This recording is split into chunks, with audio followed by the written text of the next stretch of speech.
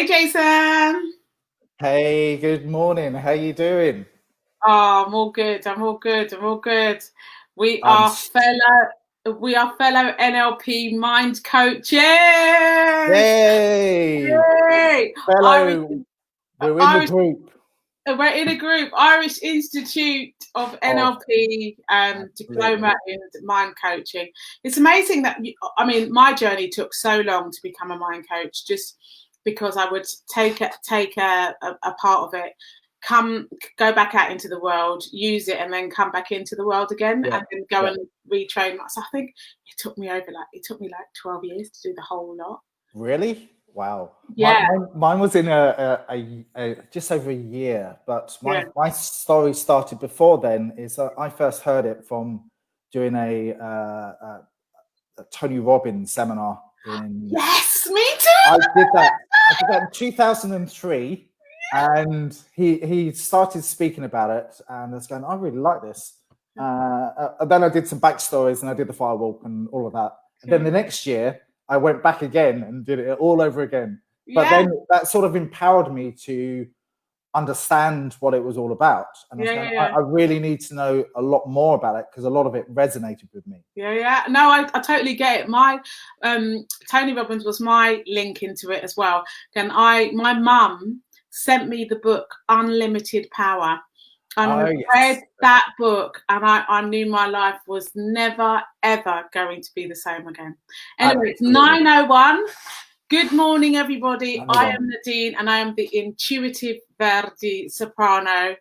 And I am a certified NLP mind coach. I'm a certified high performance coach, and I am an international professional singer, opera singer, singing all over the world. And I love connecting, championing, and celebrating people.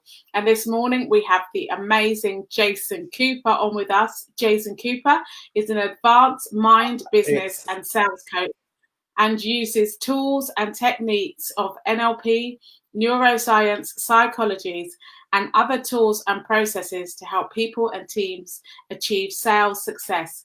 He has over 20 years of sales and marketing experience from large multinationals to small, aggressive online tech startups in UK and Ireland. Welcome, Yes, Jason. thank you. I would have actually said awesome before any of that, but that's just me. Morning, Susan. Lovely to see you, Susan. As I always say every morning, Jason and myself, neither of us are medics or doctors or psychiatrists. So please, please, please, please, please, if you need that kind of support, please pick up the phone to someone or please email someone. If you know someone who's in that position, please, please, please please get in contact with them. I know there's a lot of loss at the moment. There is. I myself, I know 7 people that have passed from this experience that we're having at the moment. So please, please, please, this is why I encourage it, because as we all need support systems. Absolutely. Yeah. So please, please, please. Anyway, hey, Jason. Good to see another smiley person like myself. I've always been told there's a glow around me because I just smile most of the time, unless I'm asleep. No, I do. I have to say, I love smiling. I think it's, I'll never forget Eat, Pray, Love, and he was like, smile in your kidneys, smile in your heart, smile in your, and I had a coaching session the other day with Brian Colbert, and he says Yeah. exactly the same thing. Just keep smiling in your whole body, in your whole existence. I tell you, it's contagious. So the things that I like to do is when I'm walking down the street, I smile to myself and then I look at someone and they smile back at me, and then hopefully it will pass on to someone else and pass on to someone else. That's a really good will. Yeah, exactly. So tell us, Jason, how did you start out in business? Well, I started out probably in my 20s. I wasn't really sure what I wanted to do, to be honest with you. So I ran a retail shop many years ago. I don't know whether you remember Radio Rentals. So I started my career as a retail, and then I went from place to place, Essex, and then I was in Bayswater, and I was looking after three shops. And I thought that retail is really not my cup of tea. So I was lucky enough, and I sent out hundreds and hundreds and hundreds of CVs, and I was lucky to get into selling. So I was doing sort of service contracts on digital copiers at that time. So I went from that going like that and going, oh my goodness, I'm going to have to learn this. So I was selling into the square mile of London and the West End, which was my patch at the time. Then I went into doing working with hospitals and stuff like that, and so that was my big leap into it. It was an aggressive learning curve, to say the least, from what I was doing to that. And then I got involved in several startups after that, and when in 2000 and 2009 I got into the online world because everyone was excited about that, and the big bubble that there was. And I was working in South London somewhere. I can't actually remember the name now, but anyway, I was that's where I got involved and started into business from there. And from there on, 2003, 2004, I was working in a few corporate companies, and then I had the opportunity, and I met an Irish girl, to move to Ireland. So that was dangling the carrot in front of me. I said, well, I was actually sick of London at that point, and I thought, I'll just go and I'll go and check it out. And 15 years later, I'm still here. That's so funny, Jason, because I know that I fell in love with someone who was Irish, and I moved to Ireland. Hence why. Did you? Yeah, hence why I know so many Irish people. Because I was a resident there for a very long time, so I know it very well. Oh wow, that's a really that's like the same sort of journey as myself then. Yeah, absolutely. But I believe in love, so if your heart is saying go, you just go. Yeah. I trust my gut feeling. Yeah, and sometimes you go, right, I will do it, and then things went into another, and then before long I went, do you want to marry me? And this I didn't say it quite like that. This was in New Zealand. The story goes is we were walking along Fox's Glacier, and we was walking along this trail, and it was so hot that day, and I was going, at the end of where the glacier is, that's where I'm going to say, do you want to marry me? And at that point, she was so hot and sweaty and so annoyed with me. I went, no, I don't do it at that time. I say a few days later, I thought I picked the most romantic location in the world, and it was, but she was in such a mood. I went, no, I'll do it the next day. I'll do it the next day. So going into business on your own and starting up on your own, like, how do you know when it's working? Well, it's how do I know when it's not working? That was the key for me. Yeah. I just needed to change. I was doing sales and marketing and working for companies. Something wasn't working for me, and I felt it. And I read a whole load of books, but that wasn't really empowering me enough. Went back to college, Dublin Business School, into international selling for international markets, which covered management and all the other stuff. That was good, but I was still losing something. So I wanted to learn more about me and what was going on in my head, because there was something not connected. Still not connecting, some people might think, but as we said about Tony Robbins, and I was in a startup at the time, and I remember reaching out to Brian Colbert to say, would you like to come in and do some training session? That was my first connection, because I was only working literally around the corner from where his office was. So, and then literally a couple of years later, I decided to really invest in myself. And I spent a lot of time, money, and effort in that, which changed my focus of where I was to where I am now in terms of the business that I do. Yeah. Does that make sense? Yeah. So, for me now, it's empowering others for them to succeed in their own lives, whatever that might be. So I really started to go, well, I've been doing this for the last 20 years. I've worked with a lot of tech startups. I've actually co-founded 2 startups. One was a fashion business, which I know nothing about fashion, but I learned it very quickly, and it's the tech side of it. I was a sales director for helping independent boutiques sell online. Did that. Also designed and ran and co-founded a thing called the Tweeties, which was an award show based on Twitter. Me and my friends in the pub, we were going, well, what should we do? We said, well, I have an idea. And we went, okay.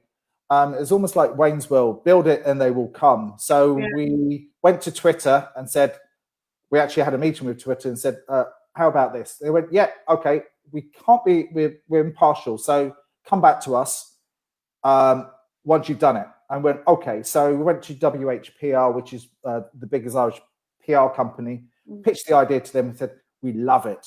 We're going to give you all free PR. I went, oh, wow, this is better than we thought. So we did that, found a location, and then we went to sponsors. So I went to a Rabo Bank, which was one of the biggest banks.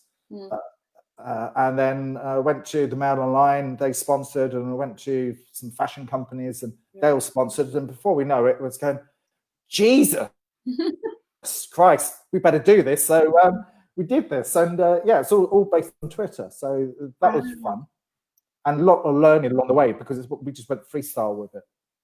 And I think sometimes what you've got to do, isn't it? You've just got to start. I mean, we've been having a lot of guests on here that talk about their journeys, but one of the biggest things that we realise is that people just need to start. You know, we don't know, Absolutely. Don't look for the how, just commit to getting the thing done, you know, and everything will come to you in a way, you know. I find the rational part of the brain, which is the neocortex, which you probably know, which is the main decision-making part of the brain, overthinks things too much. Yeah. And sometimes you need to go with the limbic system, which is the emotional part of the thing, and go, well, I might just do it. I almost swore then, but we might as well just go ahead. I might just go and do it. And we all sometimes procrastinate too much. Yeah. Before you know it, we've talked ourselves out of it. Yeah. Which is the wrong thing to do. But you just have to trust what goes on in the stomach and what goes on in the heart, because everything's connected. Yeah, absolutely. And you just have to go with your gut feeling, which is the most powerful thing. Yeah. So when you talk about serve, give, and empower in business, Jason, what do you mean? So when you serve people, you actually giving them something. You serve them. They're your, I would say, your clients, but you're serving people. There is a person behind a prospect, as we discussed earlier. So when you talk about being a prospect, that's a prospect, that's a prospect. No, look at them as a person. Yeah. People like to be treated like themselves. My grandfather always told me, and he was a salesperson who farmers back in the day in the 50s, 60s, 70s, or whenever it was, but treat people how they wanted to be treated like themselves. So selling is also serving others and giving them and listening to what they are saying. The more you listen, the more you understand. The more you understand, the more you know.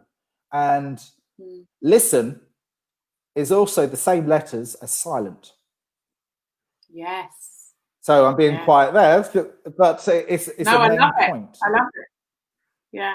So when we're coaching others, we do a lot of active listening and sort of paraphrasing back to them what they've just said. And when you're coaching and when you're training people, you train them and you give them advice or tools, techniques, processes, or what they should be doing.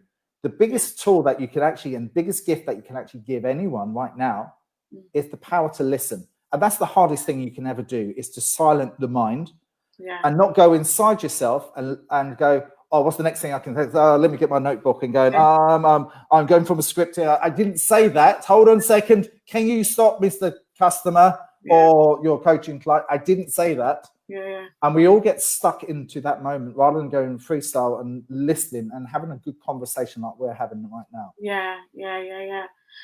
Susan just saying blast from the past, radio rentals. Yeah, it could have been radio rental. Or I think in the early 90s, it was mental radio rentals, I seem to remember. So when you're saying then, we understand now what you mean by serve, but what about this give and empower? Mm-hmm. So you cut out then. Can you repeat the question? Yes, of course. What you said, we understand what you meant by serving. So what about the give and empower piece? Well, giving people, empowering them to learn from themselves, empower them to practice and fail. But as we know in NLP, there's no such thing as failure, but only feedback to improve. That's something that always resonates with my head. If I failed at something, first I sort of beat myself up a little bit, but then you go, well, what happened in that process? Don't use the reason why, but what happened? What did I do specifically? What can I do to change next time so I don't make it? And if something happens the next time, okay, well, do it again. Practice. I was on a webinar yesterday when talking about Michael Jordan. He practiced until he perfected. At the beginning, he wasn't given an opportunity to be a basketball player because they said he wasn't good enough. But then he had it in his head to go and practice. And it's the same whether you're a coach, you practice, or whether you're a trainer, you practice and rehearse. And for me, even before I do any sort of training sessions, which I've only learned to do in the last 6 years or so, is I will have the video on and I will listen to the sounds of my voice and my tone and my tonality and see how well I'm coming across. So that's some of the things I like to get it in there. And if I don't get it, I need to practice and practice. It's something that's been installed in me. Yeah, I love the way that Brian, and I love this one, Brian says, practice makes permanent, and there's a Dr. Reverend Tan, she says practice makes progress. So everybody has a different kind of way of explaining what practice does, which is quite interesting. It's hugely important. It's hugely important, and if I tell you, when I first started doing the backtrack here, I did the practitioner course back in 2000, whenever it was, and after that, I wrote 47 pages based on what I learned. I just went freestyle and just tap down because I was so passionate about learning. I wrote 47 pages of stuff because I wanted to learn and I wanted to master it. I still got to master it. I'm still there, still going. Yeah. And I think that we're always mastering, aren't we? I mean, I know for myself, I have a morning ritual. Before I started doing these morning, Sani. Before I started doing these interviews, I was really wanting to teach the tools that I'd learned as a coach, and one of those things was about setting up a schedule, so we can put into those things that we want to keep practicing and making them a daily thing. And I also was speaking about morning rituals and evening rituals, and I do think even in business that it's great to have like a morning ritual that you have with each other as a business to empower the team, empower. I mean, I'm from a corporate background myself. I used to work in merchant banking. So I worked for many big companies like ING Bearings, Dresdner Kleinwort Benson, and all very blue chip corporate companies. And when I always knew that if we all have the same mission, we have the same statement, we're all checking in with each other, that we are all working towards a team. The whole team feels empowered because they all know what messaging, what kind of progress we're making at the time, and how they can bring value into the business. Like the Borg. The Borg. Tell me, what do you mean by that? I mean, Star Trek. There was a simulation, and there was the cyborgs, and I think they're called the Borg. They live in a square spaceship, but they all simulate, and they all think the same. at the same time. Sorry, I just. But it's no, but it's not. No, but don't get me wrong, because it's not about thinking the same at the same time. Because you need people in business to be different from you. Yeah, like right. I have a team who help me to be the best opera singer I could possibly be. But they don't all tell me, "Oh, you're fabulous and you're good." Da, da, da, da, da. Actually, if I'm really honest, I'm challenged every single time all day. So building that resilience, is really important. But what I found in a corporate setting, especially with teams, that if they know what the mission is and that what you're all working towards, then their sense of value, how they can contribute, and as long as the company is really clear about what the other person can contribute, it really does empower the business, because they feel like they're working and achieving something together, and that mindset. There's areas. Sorry, I've just lost you there. I think as you just said, the mindset and everything else. I'm back. I'm back in the room. Yeah. Can you see me? Can you hear me? Yeah. Can everyone hear me? Excellent. So yes. I think that's hugely important, and everyone has to be different. But a lot of elements to that is trust. And especially at the moment, all these corporate companies, which are so used to having people within their offices and all that, now they have to trust them. Trust them to get on and do their job, which they can do. There's lots of processes in there, lots of applications that can track their work and whatever. But it's that mind shift saying, I need to trust you to do the job. And having those trusting relationships is hugely important, and something that I'm pretty passionate about. You get that gut feeling whether you trust someone and you like them and you get on with them. And same as yourself. I work and collaborate with people on most recently doing webinars on rebalancing people's business to get them back on track. Yes. So I did a webinar yesterday. I've got another 2 scheduled for tomorrow. And this is in association with a company called ISME, which is Irish Small Business Association. So we wanted to give something back to empower them to move forward and to give them food for thought. And yesterday was all about confidence and the mindset, how you can train your mind to be a little bit more productive, meditate, get yourself into habits and habit loops of stuff that works and stuff that don't work. So this is all practical for us right now. Yes, it's hugely important. Absolutely. And I think also leaders in business at the moment, if you are a founder of a company or if you're somebody that runs a team, I think it's really, really, really important at the moment that people are finding out how the team's doing, even though they're working remotely. And what kind of messaging are they giving to the team? So even though they're not in a room together, are they sending them like a mission for the day or an intention for the day? Because you talk about the company trusting the team while they're working remotely, but sometimes it's about the person trusting themselves while they're working remotely. Absolutely. So having some form of messaging to from leaders makes them know that they're not alone.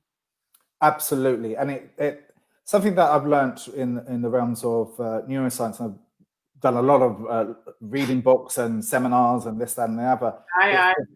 It's you're the same as me. It's the Dr. McLean 1960s approach to the 3-layer brain, which is the simplest way of doing it.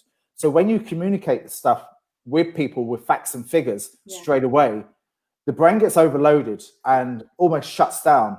I've been pitched before in the past, and all they do is they go, well, we've got 20% share of the marketplace, and that's given us an uplift of 15%. And all of a sudden your brain is going, Jesus Christ, what the hell is going on? But when you actually start to talk in emotion and emotional, and you build in a story based on it using the neocortex, and then you add in the fight or flight mechanism, as we all know, you get connection, because people like people and brands they trust and connect with. So when people start to have a look at this area, and especially when you're into sales or when you're doing that, or you're pitching a deck or emotions first, and then you back it up by the facts and figures later on, so they can resonate with that at a later stage. That was one of the tips I was going to say. No, yeah, absolutely. No, and I totally identify. I think that's really, really important, because we can have goals, we can have intentions, but if we can't feel them, if we can't feel how they would make us feel, and we can't imagine ourselves there at the time, and it just, because that's the energy, isn't it? That's the frequency. That's what we want to know is gonna happen, because that's what we attract to ourselves when we're inside the feelings of those things. Absolutely. I pitched myself here, and behind me is a story. So the story is, this is a family heirloom, and if my parents are watching, my sister, this is actually from 1920. Sorry, it's actually 1930, so I got it completely wrong. But I was looking at the stamp up there. So this has always been in the family from when I was a little boy. It's always been in the family. It's always been up on the wall. Yeah. And before that, it came from my grandfather. Yeah. It came from an air hangar after the First World War, I believe. Yeah. And so he got it there, and it was always in his house. Yeah. And then it was given to my dad. Yeah. And every time I look at that, it empowers me of my childhood, and what it does do, it all the fun things that had happened to me when I was younger and growing up. Yeah. And when I was growing up, my mum was in the 70s. She was a yoga teacher, so she taught me sort of the areas of sort of spirituality in a way, and to meditate and to stare at a candle, transfixed. And my dad was. This would remind me, my dad used to work really hard. He used to leave the house at 6:30 in the morning and get back at 6:30 at night. So it gave me a bit of ethics to sort of work, and gave me a few values based around that. So when I look at that, it sort of anchors me into a state of stuff where I've actually come from. Yeah. So hence why I have that in the background, because it resonates with me, and I like to tell the story of this propeller. Yeah, no, it's really important. It's really important always to have something that anchors us. That that's a really, really great visual anchor to show you, actually, and to remind you and your brain every day, actually, I can do this. This is what I'm about. That's really wonderful. Isabel is just saying, listening to Nadine's talks have become part of my morning routine. Oh, thank you, Isabel. I love it too. It's become part of mine, as you know. I mean, I'm on week 10 now, people. Wow. I think in 2 weeks' time, I'm going to have done over 60 mornings. Like, if I had a hat, I would take it off to you. Oh no, it's been, I've loved it. So tell me, your tips. What tips have you got for us? Right, the first one is, if you're treating a prospect as a prospect, they're always going to be a prospect. So see the person, see them as who they are, a person, because that just shifts the association to it, and it empowers you to do a better job in connecting with that other person, because it's all about the connection. And then the more you can connect, the more they're going to resonate with you, and the more they're going to like you and believe in you and trust you. So the second one is serve people. Serve people better. Not tennis serve, but another thing is to use humor. I'm gonna throw that in, because humor is the most powerful thing that you can give a gift to anyone. People like you if you smile, as we already said that. And because I'm not that funny. No. Oh, I don't know. I'm not. But you've got a good glow around you, so people automatically resonate with you, and you've got a smile. And if I'm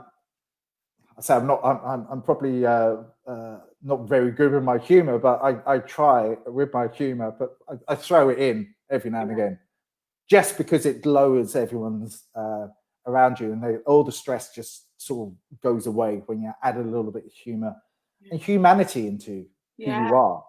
Absolutely. And I think that's massively important, and sometimes people forget that. What else was I going to say? Again, is stay on focus with your own resilience. That's the biggest thing that you can ever do, is to keep yourself up as much as you can. Meditate, run, do whatever you need to do. Exercise is the biggest way. I go trail running and I go up into the mountains. We had a trail runner on the other day. I mean, she is my personal trainer, Josie Benson. I love her, Josie Benson Personal Training. If you haven't seen her.com, please do. But trail riding seems to be a thing, Jason. What is this trail riding thing? It's true. Yes, I got into it last year actually because I love running and I was a keen athlete as a kid, and I just love to run. And I belong to a running club and we do trail running. The Irish Mountain Cardio, hashtag Irish Mountain Cardio or at Irish Mountain Cardio. I should have worn my t-shirt today, but I just love it. We all meet up. Well, we used to meet up. There's a group of 30 of us, and we used to do a 10K up the mountains. And the feeling that you get of running in open space, surrounded by greenery, surrounded by the surroundings around you. So you can see the whole of Dublin, or you can see the whole of the valleys behind you and all that. I just love it. So that just empowers me. So my big challenge this year, and I haven't done a run in a while. This isn't a tip, by the way, but this is, I put myself up to an eco trail, which is a 26-kilometer run. And it's a run up. Resilience for you. Yeah, I've just got to get into training. So I need that mindset again. That's amazing.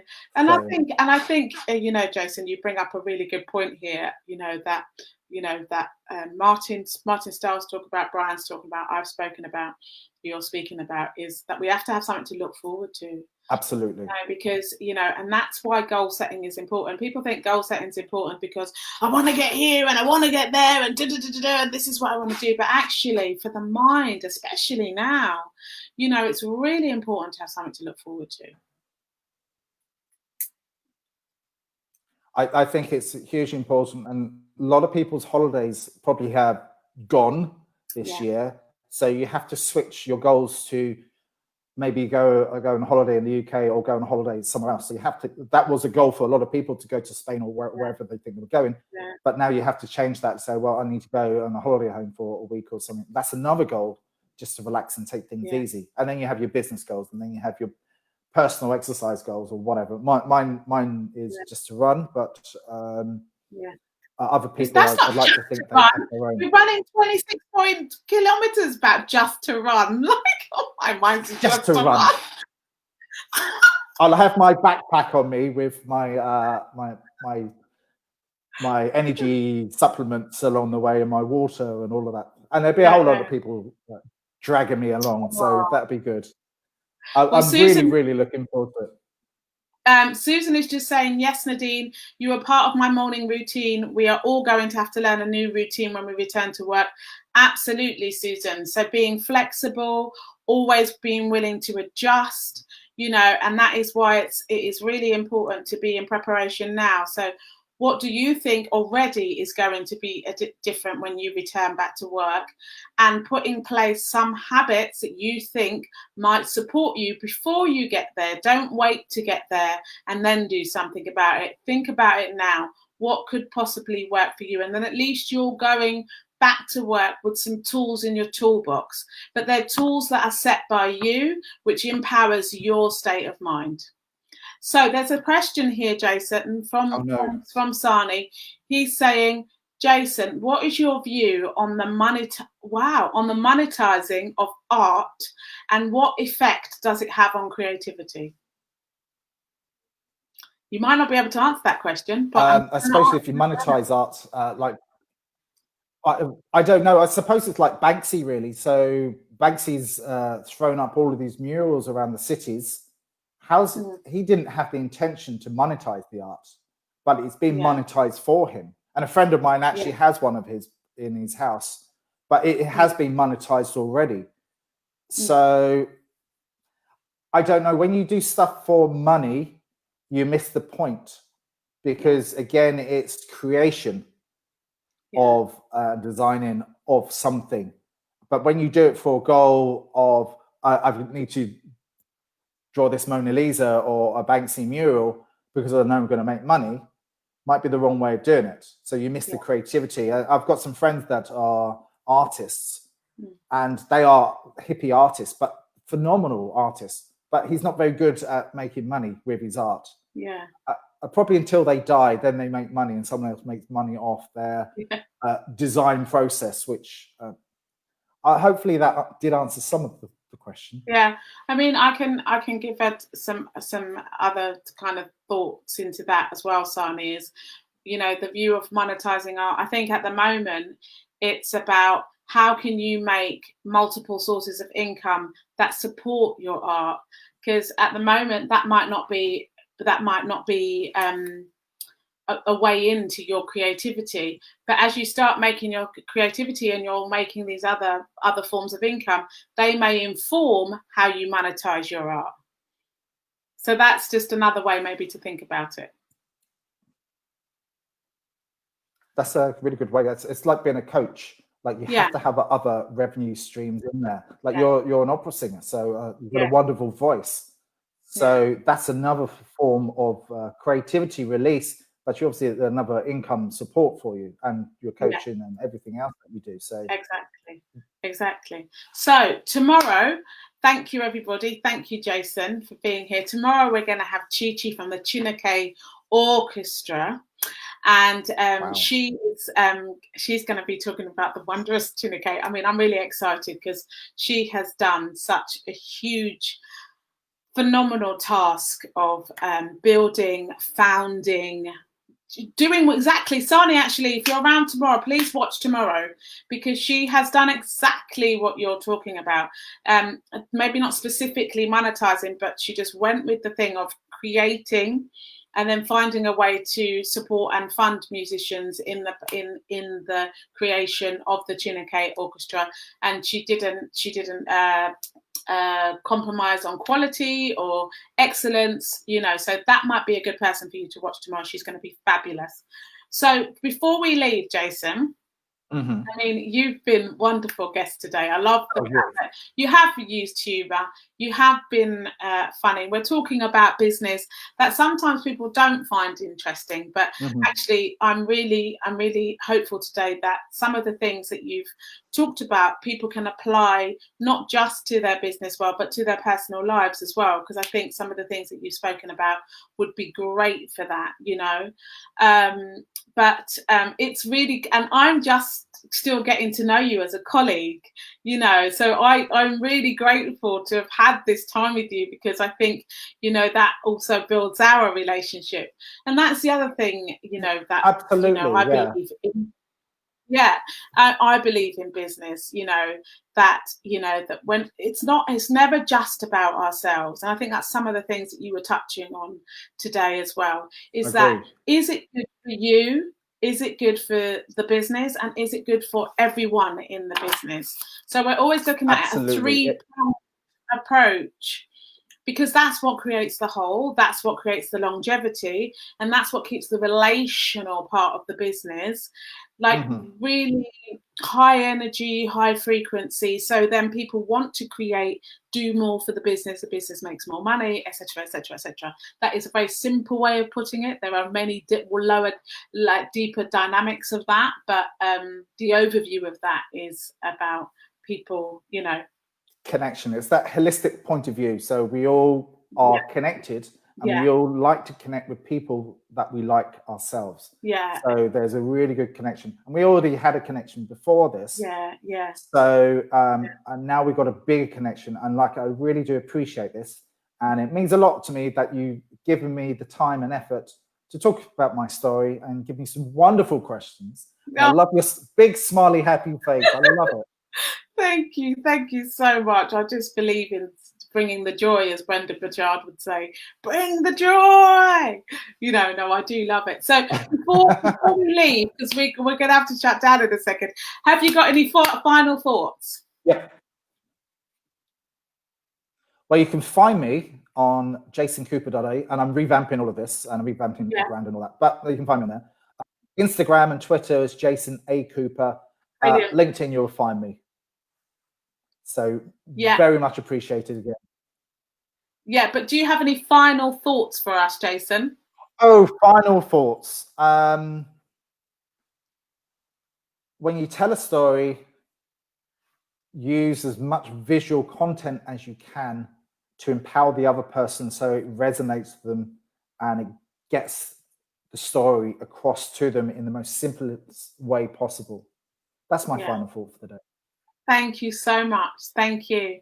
And Susan is just saying, I'm going to listen to this chat again. Thank you both. Stay safe. So look, thank you. It's all about the one. Oh, and that's the last thing before we go, Jason, because we were talking about this. And we've been talking, a lot of us people in coaching and in that kind of empowering states of mind, etc. I just took a picture of, so I can put it on, post it onto social media. Right. You know, a lot of people we've all been talking about it is, oh my God, it's just gone from my mind. Don't worry. No, was it good? It was brilliant. It doesn't matter. Don't worry. It will come back another day. Somebody else, obviously. Anyway, everybody, thank you for being here. Thank you very much. Jason, thank you for taking your lovely morning. I mean, you didn't even say you're a family man as well. Oh, yeah, I'm a family man. The kids are hiding upstairs. I have a daughter called Zoe, and my son is just 8, and his name is James, and my wife is Aura, and she's up there doing her work. So say big hello, and big hello to all my family and friends that might be watching right now. All right, my darling. See you later and take care, and thank you so much. Take care. Bye. Bye-bye.